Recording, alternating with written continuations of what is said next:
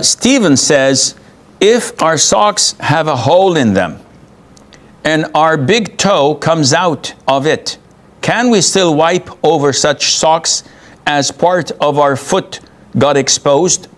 Scholars, the majority of them say if the skin is apparent, is visible, they say you cannot wipe on it.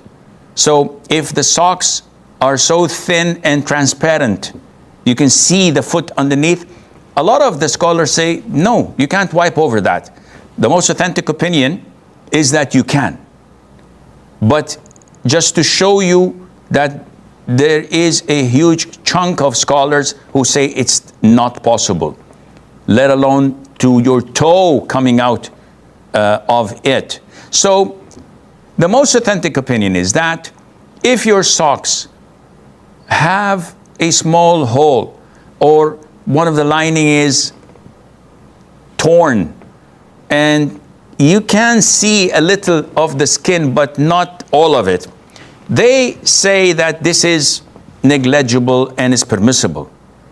But if a huge amount of the foot is exposed, as in some socks you might find that a quarter of the bottom of it is worn out and the skin is visible and untouchable, or in the case of Stephen, the whole big toe is out, no, you cannot wipe over that. I have a question about an hadith that I read about the Prophet ﷺ rubbing like a water when he was doing ablution on his mama.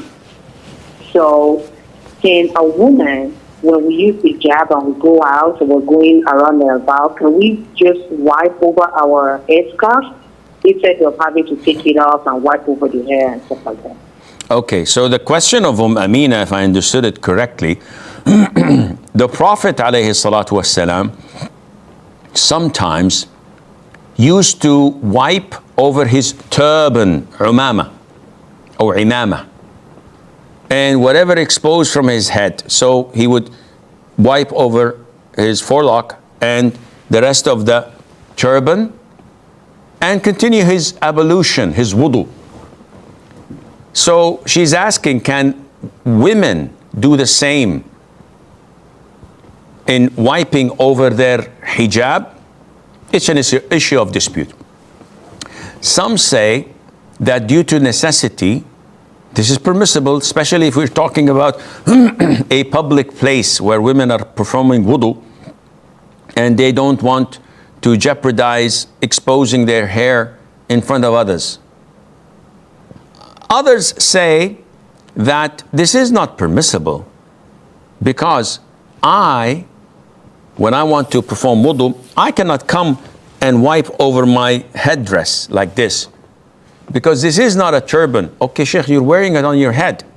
Yes, but it's not a turban. See, a turban is a head gear that is turned around the head and then it goes underneath the chin and tied to the back. Removing such a turban is burdensome to put it back again. This is why the concession of Sharia came to make it easy. In the case of women who want to wipe over their hijab, headscarf, just because they're in public, how would they wash their arms to the elbow? Would they expose it in front of everybody else?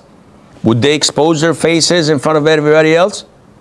If they're able to cover that, then they can, from underneath their hijab, do the same with their wiping their head without jeopardizing or exposing their hijab, and Allah Azza wa Jal knows best. Rahmatullah.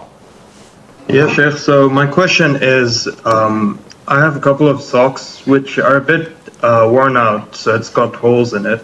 And if I've got my wudu in it and I wear my shoes and I'm outside and specifically, I'm just outside where I have to pray, would my wudu still be valid in those socks? I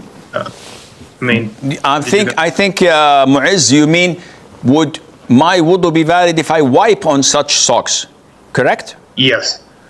Okay, the answer is it's an issue of dispute among scholars, and the most authentic opinion, as per Ibn Taymiyyah and others, that the companions, may Allah be pleased with them, did not have Skechers socks that were fine and good and strong and without any holes.